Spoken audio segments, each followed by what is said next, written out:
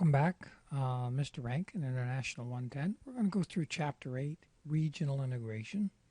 So first thing, there's a bunch of terms in the book. Make sure you've studied all the integration terms and know your terms. That's part of the language. Make sure you know it. Secondly, some of the advantages of global economic integration. So first of all, economic integration is where basically regions get together and basically put agreements together that say, they could say we're going to not tariff each other, or we're going to promote trade, or we're lots of laws or treaties that facilitate trade. So lots of advantages that they would say. It tends to promote peace because if you're trading with other countries, the theory is you're less likely to go to war with them. It builds confidence in trade. Specialization is going to, in the long run, help both countries, hopefully. It should raise the income levels because one country is specializing in what they're good at in trading and another country is specializing what they're trading. It helps resolve disputes in a constructive manner because you've laid out, you have some sort of treaties or legal system to handle any sort of disputes. And rules tend to make life a whole lot easier if they're laid out.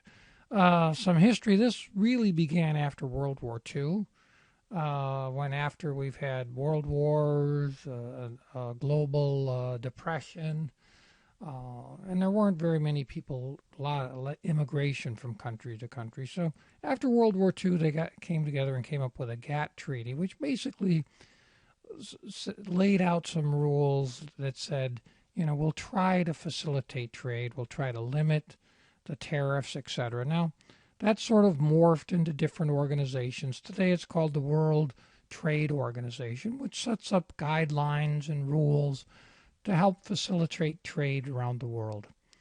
Some of the types of regional economic integration, now you can go from very simple to very complex. You can have like just a free trade area. You can have customs unions where it's basically, these all build on each other. It's basically the first one, the free trade, plus common external trade policies. Common market is everything that's in the custom union plus free movement of products amongst different countries. You see this very common in Europe, where the countries are close to each other, and they don't want to pay tariffs every time they move from one country to another. There's economic unions.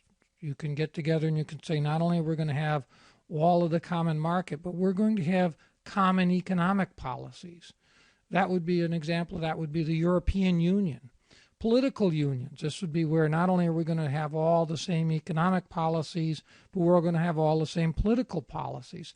So an example of this might be several years ago, the Soviet Union had satellite countries like Yugoslavia that acted all the same politically, economically, etc. Now, these regional integrations are pretty much in every continent around, and some of the big ones, obviously North America Free Trade Agreement in North America. You have one in Southeast Asia. You have them in South America. Obviously the European Union in Europe. And the reason countries do that is it adds strengths if they work together as a common regional integration organization. That's Chapter 8. If you have any questions, send me an email. Have a good week.